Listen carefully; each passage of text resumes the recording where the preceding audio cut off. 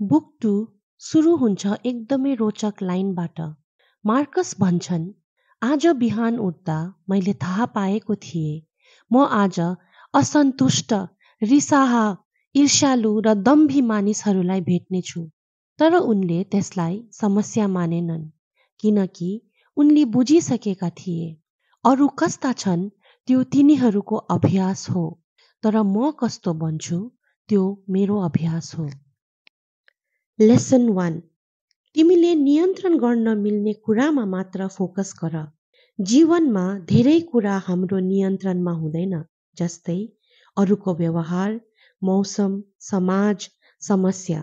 तर हाम्रो प्रतिक्रिया त्यो हाम्रो हातमा हुन्छ। शान्त मनले प्रतिक्रिया दिन्छ, अशान्त मनले प्रतिक्रिया फालिदिन्छ। लेसन 2। आज तिमीले गर्नुपर्ने काम आजै गर। मार्कस भन्छन्, आज जे गरेर सकिन्छ त्यसलाई भोलिसम्म सारेर के फाइदा। त्यसैले छोटोबाटै सुरु गर। साना कुराहरू पनि जीवनलाई दिशा दिन्छन्।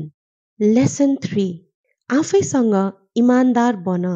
अरूलाई धोका दिन सजिलो छ, तर आफैलाई धोका दिनु त्यो मनलाई सबैभन्दा ठुलो चोट हो। मनभित्रको आवाज प्राय सही हुन्छ, त्यसलाई सुन्न सिक। लेसन 4।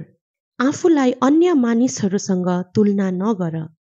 हामी अक्सर सोच्छौँ, उसले धेरै हासिल गर्यो, म कहाँ छु। तर प्रत्येक मानिसको यात्रा फरक हुन्छ। यो यात्रा दौड प्रतियोगिता होइन, यो आफ्नै विकासको यात्रा हो। लेसन 5। जीवन छोटो छ, अर्थपूर्ण बनाऊ। मार्कसले मृत्युलाई डराउने कुरा होइन, स्मरण गर्ने कुरा माने। मरणको सम्झना जीवनलाई गहिरो बनाउँछ। यो क्षण, अहिले, यही नै सबैभन्दा महत्त्वपूर्ण समय हो। बुक 2 ले भन्छ, जीवन बाहिर होइन, भित्र व्यवस्थित गर्नुपर्छ। अरू कसरी छन् त्यो उनीहरूको कथा हो, तिमी कसरी बन्छौ त्यो तिम्रो कथा हो। छोटो कथा, ठुलो सिकाइ। यो थियो आजको कथाको क्याप्स्युल। धन्यवाद।